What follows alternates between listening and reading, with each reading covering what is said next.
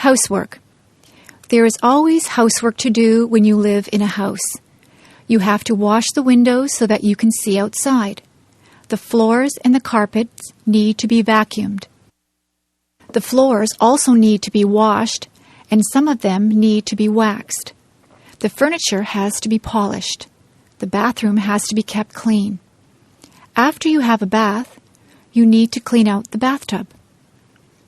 Laundry needs to be done regularly, or you will run out of clothes to wear.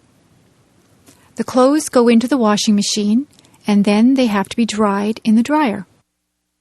Sometimes we hang the clothes out on the line to be dried.